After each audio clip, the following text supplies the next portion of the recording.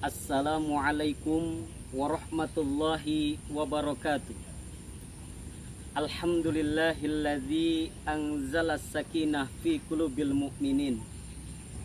Wassalatu wassalamu ala rasulillah la nabiyya ba'da. Shaimin was shaimat, para pencinta dakwah dimanapun Anda berada, mudah-mudahan selalu senantiasa dalam naungan Allah subhanahu wa ta'ala. Hadirin rahimakumullah, untayan kata indah, barisan kalimat megah, taburan bagi pendambah hidayah, dan kumpulan mauidhah hasanah. Tak lain dan tak bukan Al-Quranul Karimlah jawabannya. Kitab suci yang Allah turunkan, yang terbebas dari intervensi dan investasi manusia, baik isi maupun redaksi. Karena Al-Quranul Karim mutlak produk Allah subhanahu wa ta'ala. Karena Al-Quranul Karim mutlak kalam Allah subhanahu wa ta'ala. Hadirin rahimakumullah. Dan pada bulan inilah, bulan yang amat istimewa, yang penuh dengan rahmat maghfirah, Allah turunkan wahyu pertamanya kepada baginda Rasulullah sallallahu alaihi wasallam. Bismillahirrahmanirrahim. Iqra bismi rabbikal ladzi khalaq. Allah subhanahu wa ta'ala menurunkan wahyu pertamanya kepada baginda Rasulullah sallallahu alaihi wasallam menggunakan kalimat Iqra, yang artinya bacalah.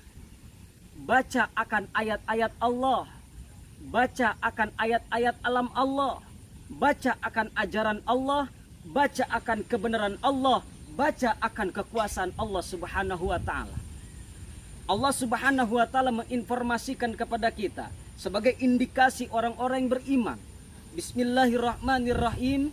Innamal mu'minuna alladzina idza dzukirallahu wajilat qulubuhum wa idza tuliyat alaihim ayatuhu zadathum imana wa ala rabbihim yatawakkalun. Indikasi dan tanda ciri-ciri orang-orang yang beriman, apabila dia menyebutkan akan kalimat Allah, maka akan bergetar hatinya. Namun sayang hadirin, kita ini jangankan menggetarkan hati orang lain, menggetarkan hati kita sendiri pun tak mampu dan tak berdaya. Yang kedua, wa idza tuliyat alaihim ayatuhu zadathum imana.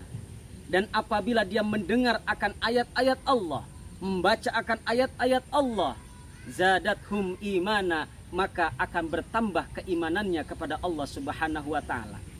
Tentu membaca akan kalam-kalam Allah, membaca akan kebenaran Allah, membaca akan bukti akan kekuasaan Allah subhanahu wa ta'ala.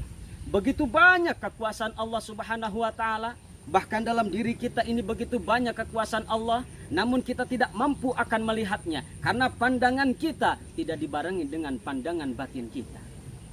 Hadirin rahimakumullah. Oleh karenanya, yang namanya ilmu agama tidak bisa dipisahkan dengan ilmu teknologi. Karena bersumber dari kekuasaan yang sama, Allah subhanahu wa ta'ala. Namun yang kita khawatirkan hadirin, dari apa-apa yang kita dapatkan dari Allah subhanahu wa ta'ala, bahkan ini pun yang dikhawatirkan oleh baginda Rasulullah, manizdada ilman walam yazdad huda lam yazdad minallahi illa bu'da.